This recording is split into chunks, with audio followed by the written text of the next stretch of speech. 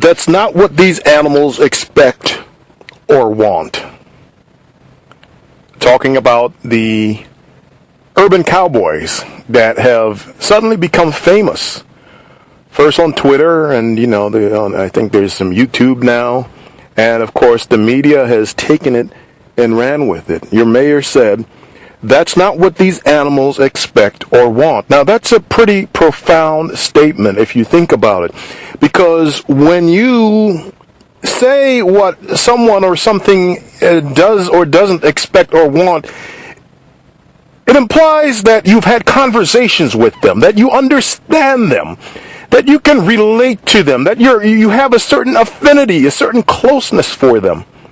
So apparently Mayor Stephanie Rawlings Blake is a part-time horse whisperer, perhaps on weekends, in between the bar crawls and the various social events. So perhaps she spends time in the stable, getting close to the equine citizens of Baltimore City. How the hell does this mayor know what they want or expect? That's an odd statement. And for this statement to be uttered and left unchallenged is just beyond baffling to me. Really? The fact that the mayor really has anything to say on this at all, we are embracing a distraction. We are embracing the fact that we have exceeded the amount of murders in the city that we had all of last year. Summer isn't even over yet, and we have passed the amount of murders we've had last year. But we're talking more and more and more about dirt bikes and now horses. Horses! Horses! Yeah. Murders are out of control, but let's talk about the horses. Children don't have safe places to play, to go. There are vacant houses all over from east to west Baltimore, crumbling with prostitution, illicit activities going on, stash houses, people getting yanked into them and raped, actually. But we're talking about horses. We have schools still with water fountains that have signs, do not drink the water because of lead contamination in this city in 2015. But we're talking about horses. Horses! There is so much filth and pollution. I take daily walks throughout the city, east and west. I see so much illegal dumping, so much trash, so much grime, which is synonymous with crime. It attracts it. They go hand in hand. But we're talking about horses, Madam Mayor, Commissioner Davis, Baltimore media. Horses? Let's start with the dirt bikes. I understand why that's an issue, why it's a topic. I get it. I'm a lifelong motorcyclist. I started out riding dirt bikes. I have friends, contacts within the Baltimore dirt bike community as a nationally certified motorcycle safety instructor. Yeah, I see things about the dirt bikes that bother me, that disturb me, that concern me. I understand that there's lots of complaints in community meetings and from community members. I mean, I got this directly from the mayor, and it's quite believable. There's no reason to question that one. The dirt bikes are a nuisance. They're loud. They go the wrong way at times. They don't obey traffic lights because they don't want to stop because that increases the chance of getting caught. I get that. I get the traffic and safety issues. So I understand why the police respond to that, although it's been going on for years and years, and why there is a need to deal with this as an issue. And even the way that's being dealt with, I guess they're doing the best they can. They stopped it in one area, and it's happening in numerous other areas. But that's another issue altogether. But back to the horses. A handful of horses were seen out on Sunday. 2, 3, maybe 5 at the most. Justin Fenton put out a video because it was amusing, humorous at best, whimsical even. But this wasn't a big story, but it became a big story. It became an obsession. I mean, there's several things going on here. Number one, listen, I've been seeing horses ridden around Baltimore streets for a long time now. It's never a lot. There's one or two here and there. This is nothing new. What's new is social media. Jazzy was able to capture the horses. Her and I, we've been in. She's the one responsible for most of the videos you saw, the clips.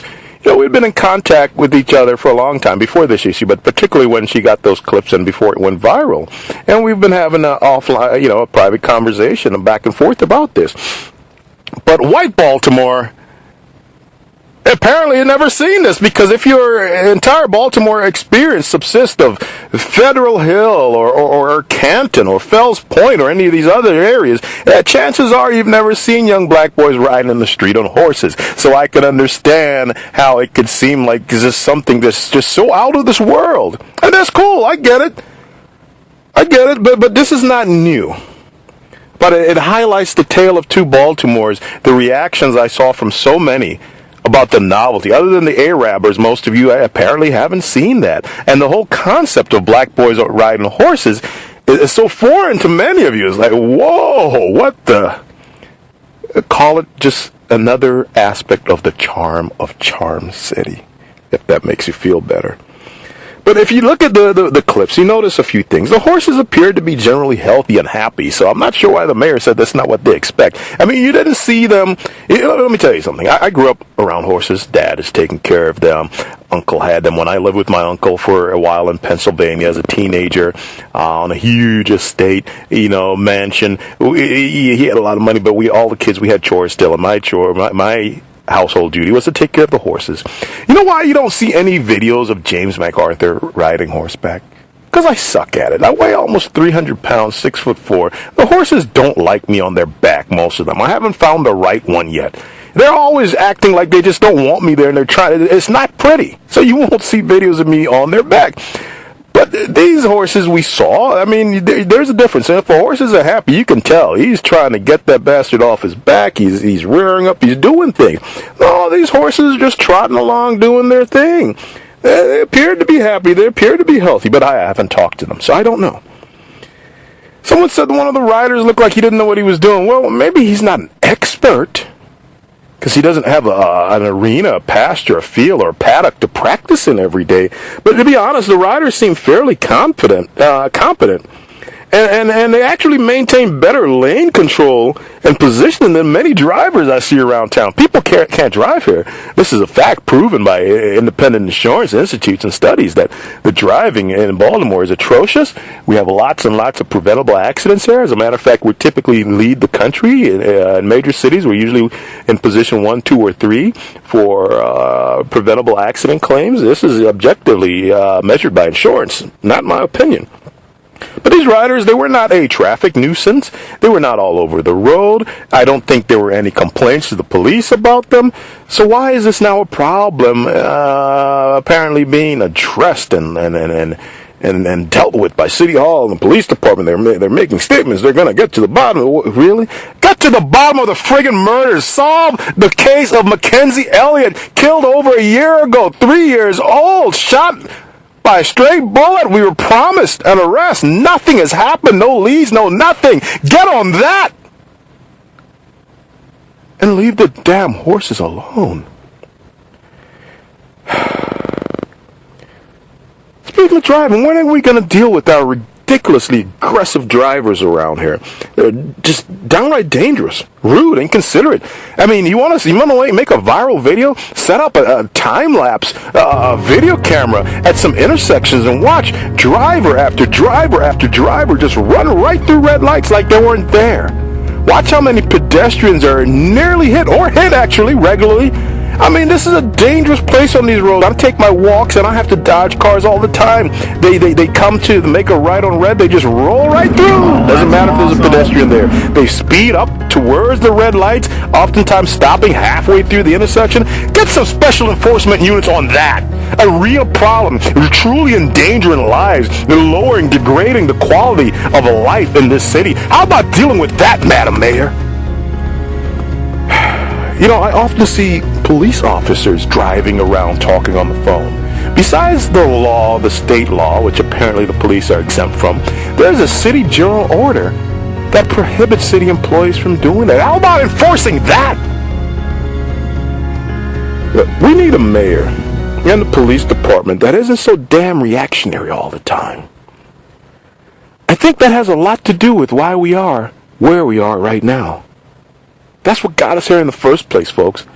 We just always react. Now we're reacting. I'm not talking about you watching the videos and retweeting them and enjoying it and, getting a good laugh or entertainment out of it. That's what it was supposed to be. But I'm talking about when we're now making governing and policing decisions based on viral videos on social media.